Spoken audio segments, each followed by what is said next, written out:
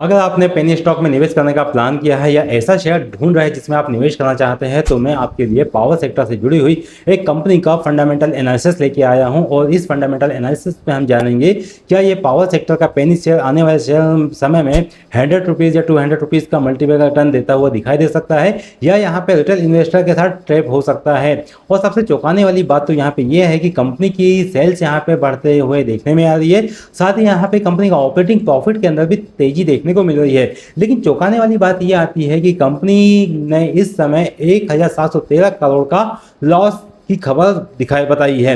अब यहाँ पे एक बात ये भी आती है, क्या ये लॉस बिजनेस के वजह से हुआ है या सिर्फ अकाउंटिंग का खेल यहाँ पे है। आज के इस वीडियो में हम ये सारी बातों के ऊपर रोशनी डालेंगे और इस स्टॉक के संबंध में हम ये भी जानेंगे क्या इस स्टॉक में निवेश करना चाहिए या हमें यहाँ पे थोड़ा इंतजार करना चाहिए। आज के इस वीडियो में हम फाइनेंशियल डेटा के आधार पे पूरा निष्कर्ष समझेंगे और बिल्कुल आसान भाषा में मैं आपके लिए यहाँ पे कुछ टॉपिक लेके आया हूँ जो मैं आपको बताऊंगा कि आखिरकार कंपनी क्या कारोबार करती है, कंपनी पैसे कहाँ से कमाती है, फाइनेंशियल हेल्थ इस समय कंपनी की क्या देखने में आती है, प्रमोटर और एफआईआई क्या कर रहे हैं, सबसे बड़ा रिस्क इस कंपनी के अंदर क्या हो सकता है, और आखिर में टेक्निकल एनालिसिस करके हम ये जानेंगे कि किस लेवल पे खरीदारी करना सबसे ज़्यादा सुरक्षित निवेश हो सकता है। वीडियो को अंत तक के जरूर देखिए क्योंकि आखिरी में मैं आपको अपना निष्कर्ष यहाँ पे बताने वाला हूँ। तो चलिए दोस्तों, हम यहाँ पे कंपनी के बारे में हम जानकारी निकालते हैं और यहाँ पे कंपनी का पूरा टेक्निकल और फंडामेंटल डाटा के आधार पर मैं आपको जानकारी बताता हूँ। सबसे पहले बात कर लेते हैं कि यह कंपनी किस सेगमेंट से बिलोंग करती है। तो वेदांता ग्रुप का पावर जनरेशन बिजनेस है, यानी कि मैं जो कंपनी की बात कर रहा हूँ इस कंपनी का नाम है वेदांता पावर, जो कि हाल ही में वेदांता के डीमर्जर से निकली हुई एक अलग कंपनी है। और कंपनी इस समय बड़े थर्मल पावर प्लांट्स चलाती है और बिजली सप्लाई करने का काम करती है। अब बात ये आती है कि कंपनी बिजनेस तो बना रही है लेकिन ये बिजली किसको यानी कि पावर किसको सप्लाई करती है। तो यहाँ तीन बातें निकल के आती है कि यह पावर जो है ये इंडस्ट्रीज को सप्लाई करती है, दूसरा है इलेक्ट्रिसिटी बोर्ड को सप्लाई करती है और तीसरे नंबर पे आता है कि ये दूसरे कमर्शियल कस्टमर्स को बिजनेस सप्लाई करने का कारोबार करती है, यानी कि पावर सप्लाई करने का काम करती है। मतलब यह है कि यहाँ कोई छोटी कंपनी नहीं है बल्कि इंडस्ट्रीज पावर सप्लाई का बड़ा नाम बनने की कोशिश कर रही है। लेकिन केवल बड़ा नाम होना सफल निवेश नहीं हो सकता है, क्योंकि बात ये भी आती है कि अगर किसी कंपनी का नाम बड़ा है लेकिन वह कंपनी मुनाफा ही नहीं कमा रही है तो ऐसा बिजनेस किस काम का है। जबकि एक अगर छोटी कंपनी मुनाफा जनरेट कर रही है तो उसका बिजनेस अच्छा माना जाएगा एक बड़े बिजनेस की अपेक्षा। हमें देखना होगा कि बिजनेस पैसे कमा रहा है या नहीं। सबसे इम्पोर्टेंट बात ये आती है, अगर बिजनेस पैसे कमा रहा है तो यह कंपनी हमें दमदार देखने को मिलेगी, इस कंपनी के अंदर हम निवेश करने का प्लान करेंगे। अब यहाँ पे हम सबसे पहले समझते हैं मार्केट साइज का कि एक्चुअली इस कंपनी के ना मार्केट का साइज क्या है। अब देखते हैं कि इस शेयर का जो करंट प्राइस है वो 42 रुपीज़ के आसपास, यानी कि 50 रुपये के नीचे इस समय यह शेयर कारोबार करते हुए नजर आ रहा है। इस कंपनी का मार्केट कैप 16,400 करोड़ का है और 52 वीक के हाई की बात करते हैं तो रिसेंट में इसने अपना 52 वीक का हाई 52 रुपये 50 पैसे का लगाया है। और 52 वीक के लो की बात करते हैं तो इस समय इस कंपनी का 52 वीक का लो 39 रुपीज़ है, मतलब अभी अपने हाई से काफ़ी नीचे ट्रेड करते हुए नजर आ रहा है। अब यहाँ पे बात करते हैं क्वार्टरली रिजल्ट एनालिसिस का कि कंपनी ने अपना क्वार्टरली रिजल्ट किस प्रकार से अनाउंसमेंट किया था और जो कि इसके लिए सबसे महत्वपूर्ण हिस्सा होने वाला है। मैं बात करता हूं जून 2024 क्वार्टर की। अब कंपनी की सेल्स पे एक नज़र डालते हैं तो कंपनी ने जून 2024 में 1,412 करोड़ की सेल्स और जून 2025 में 1,526 करोड़ की सेल्स जनरेट की थी, यानी कि लगभग 8% की ग्रोथ इसके अंदर सेल्स में हमें देखने को मिली। अब ऑपरेटिंग प्रॉफिट देखते हैं तो ऑपरेटिंग प्रॉफिट इसका 266 करोड़ से बढ़ के 358 करोड़ का हो गया, यानी लगभग इसके ऑपरेटिंग प्रॉफिट के अंदर 35% की ग्रोथ देखने में आई। अब यहाँ पे ऑपरेटिंग मार्जिन की बात यहाँ पे आती है तो कंपनी का ऑपरेटिंग मार्जिन 19% से बढ़ के 23% तक के बढ़ गया, मतलब कंपनी का कोर बिजनेस पहले से बेहतर काम कर रहा है। लेकिन यहाँ पे तो अच्छी खबर ये निकल के आती है कि कंपनी प्रॉफिट भी कमा रही है और कंपनी का ऑपरेटिंग मार्जिन भी अच्छा खासा देखने को मिल रहा है। लेकिन सबसे बड़ा झटका यहाँ पे अदर इनकम में देखने में आता है। अब अदर इनकम में क्या देखने में आया कि इसकी जो अदर इनकम थी वो 1 करोड़ से सीधे माइनस 2042 करोड़ हो गई। मतलब कि 1 करोड़ से गिर के सिर्फ 2042 करोड़ माइनस में चले गई। यही पूरी कहानी को बदल देता है। इसके बाद क्या हुआ कि यहाँ पे जो प्रॉफिट बिफोर टैक्स देखने में आया वो -4 करोड़ था, यानी कि पहले -4 करोड़ का इसका प्रॉफिट बिफोर टैक्स था, लेकिन बाद में कितना हो गया ये -1945 करोड़, यानी कि 1945 करोड़ माइनस में हो गया।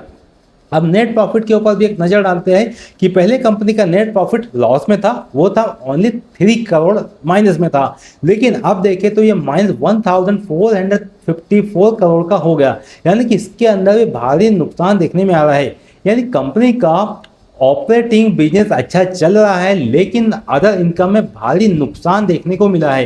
कहने का मतलब ये है कि कंपनी जो अदर इनकम से मुनाफा कमा रही थी वहाँ पे भारी लॉस देखने में आया, और भारी नुकसान की वजह से बॉटम लाइन पूरी तरह से यहाँ पे खराब हो गई है।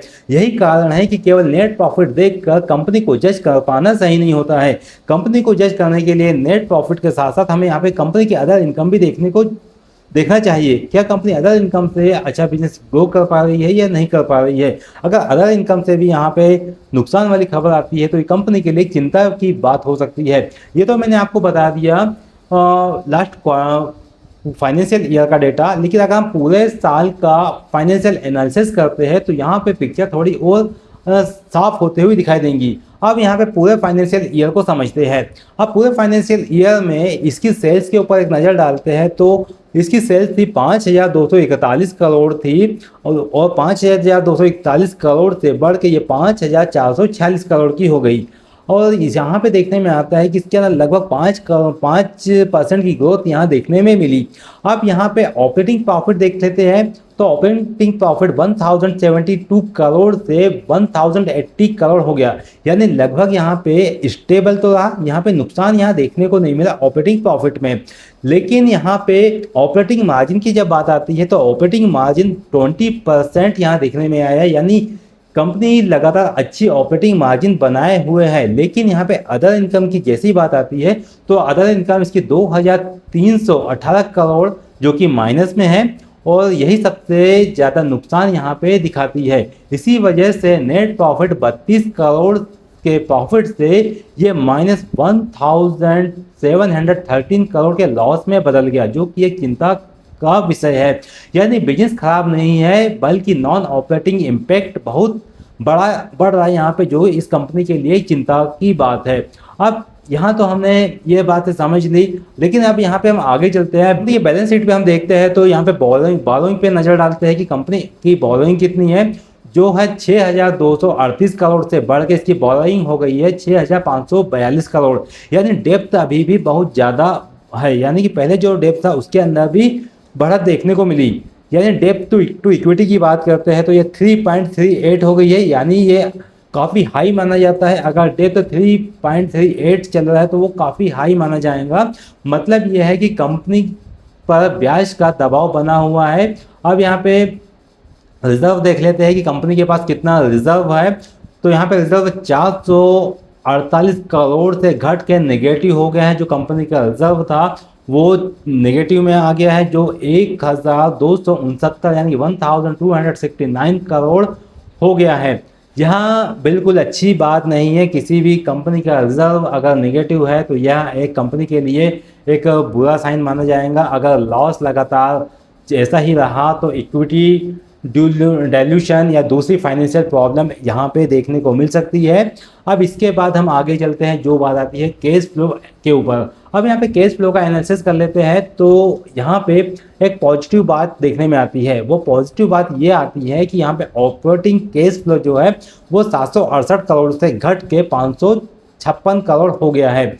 मतलब जो है कि इसका जो कैश फ्लो तो घटा है, लेकिन एक पॉजिटिव साइन ये है कि अभी भी पॉजिटिव में देखने में आ रहा है, जो कि फ्री कैश फ्लो है। और फ्री कैश फ्लो अगर 477 करोड़ यहाँ पे है तो इसका एक पॉजिटिव साइन माना जाएगा।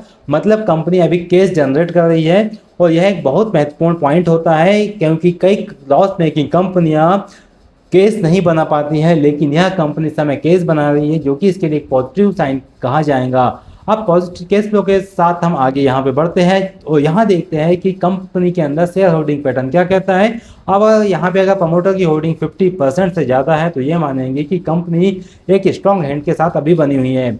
अब यहाँ पे प्रमोटर होल्डिंग देखते हैं तो इस समय कंपनी के प्रमोटर होल्डिंग 56.38% देखने में आती है। साथ ही एफआईआई की होल्डिंग 14.05% है और डीआई की होल्डिंग 12.96% है और पब्लिक की होल्डिंग 16.38% है। और सबसे अच्छी बड़ी बात यहाँ है कि प्रमोटर शेयर्स यहाँ पे प्लेज नहीं है, मतलब कि प्रमोटर ने अपने यहाँ पे कोई भी शेयर को इस समय गिरवी नहीं रखा है और यहाँ पे एक इसके लिए पॉजिटिव संकेत माना जाता है।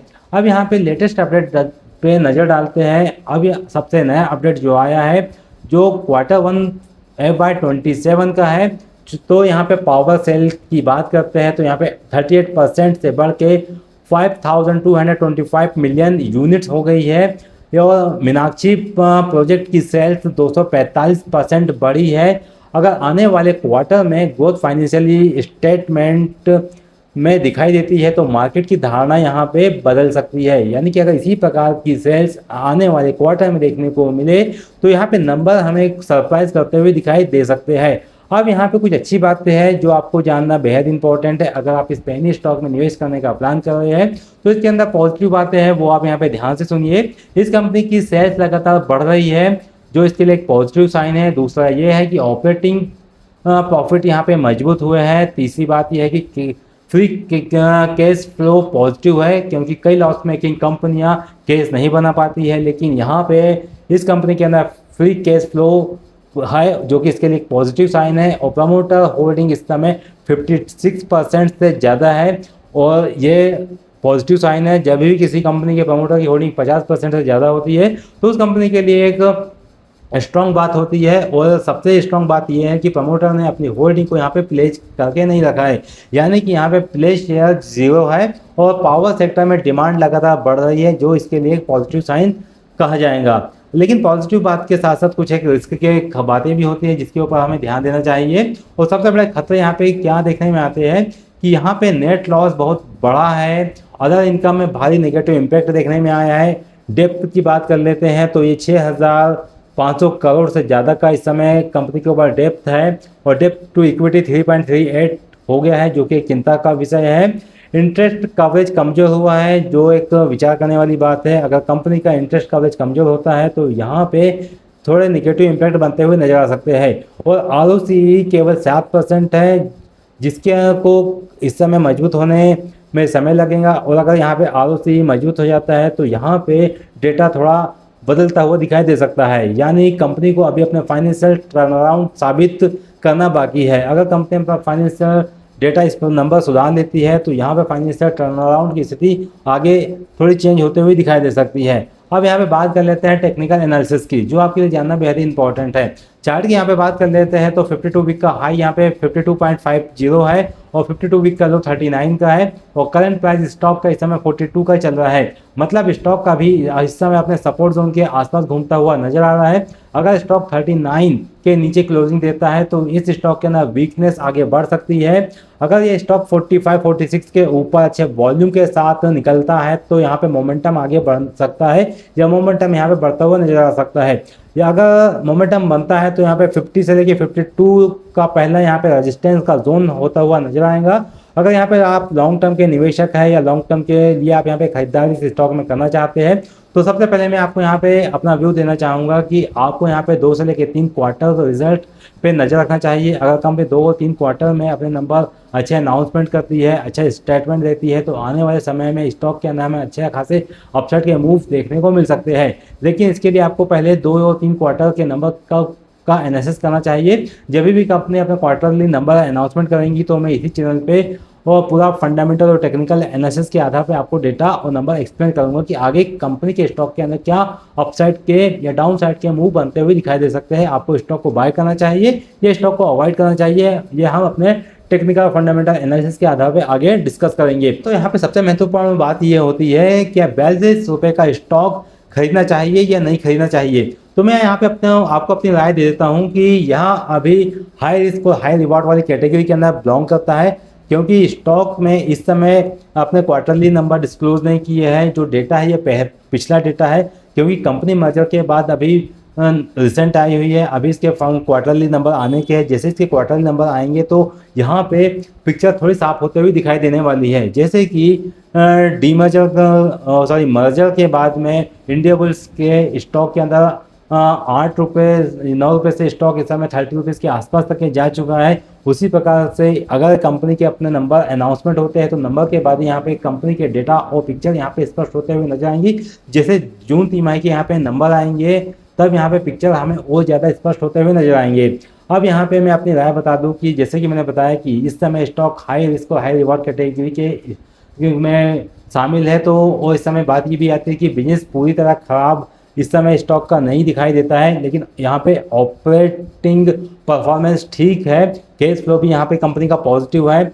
और लेकिन डेप्थ इस कंपनी के ऊपर बहुत ज़्यादा है, जो इसके लिए चिंता का विषय है। और सबसे बड़ा सवाल ये है, क्या कंपनी अगले कुछ क्वार्टर में लॉस से प्रॉफिट में वापस आ सकती है? ये एक सबसे बड़ा क्वेश्चन वाला मार्क है। अगर कंपनी पिछले क्वार्टर में लॉस से प्रॉफिट में आ जाती है और यहाँ पे मैनेजमेंट डेप्थ अपना कम करता है, अदर इनकम नेगेटिव इम्पैक्ट अपना खत्म कर लेता है और पॉजिटिव की साइड में आता है, तो यहाँ पे प्रॉफिटेबिलिटी वापस यानी कि प्रॉफिटेबिलिटी वापस आती है। तो यह स्टॉक मार्केट की नज़र में वापस से आशा है और मजबूत बन सकता है। लेकिन फिलहाल में बिना रिस्क समझे इस स्टॉक में निवेश करना थोड़ा रिस्की हो सकता है। आप लो प्राइस देख के आपके लिए निवेश करना यहाँ पे इस समय सही फैसला नहीं होगा। वीडियो में यहाँ तक के आ गए हैं तो इस वीडियो में आप कमेंट में जरूर लिखिए पावर सेक्टर पे आप अगला किस स्टॉक के ऊपर अपना एनालिसिस चाहते हैं। जिस भी कंपनी के ऊपर आप एनालिसिस चाहते हैं आप कंपनी का नाम मेंशन कीजिए। मैं आने वाले समय में उस कंपनी से जुड़ा हुआ पूरा एनालिसिस आपके लिए लेके आऊँगा। अगर वीडियो पसंद आती है तो वीडियो को लाइक कीजिएगा, चैनल पर नए हो तो चैनल को सब्सक्राइब कीजिएगा, बेल आइकॉन को दबाना बिल्कुल भी ना भूलिएगा, ताकि ऐसा फाइनेंशियल एनालिसिस मैं आपके लिए आगे भी लाते रहूं। दोस्तों, यहाँ था वेदांता पावर का टेक्निकल और फंडामेंटल एनालिसिस। क्या वेदांता पावर के स्टॉक में निवेश करना चाहते हैं? कमेंट में आप अपना इंपॉर्टेंट व्यू जरूर दीजिएगा। और जैसे ही वेदांता पावर का क्वार्टरली नंबर आएगा तो मैं आपको एक डेडिकेटेड वीडियो उस समय बनाऊंगा, ताकि आपके लिए ये पता चल सके कि क्या वेदांता पावर का स्टॉक आने वाले समय में आपके कैपिटल को मल्टीप्लायर बनाने का पोटेंशियल रखता है, या इस स्टॉक के अंदर हमें थोड़ा और वेट करना चाहिए। मिलते हैं दोस्तों अगले वीडियो में ऐसी इन्फॉर्मेटिव जानकारी के साथ। अगले वीडियो में मैं आपको Vedanta iron and steel stock का पूरा फंडामेंटल और टेक्निकल एनालिसिस आपको बताने वाला हूँ। Thanks for joining. नमस्कार।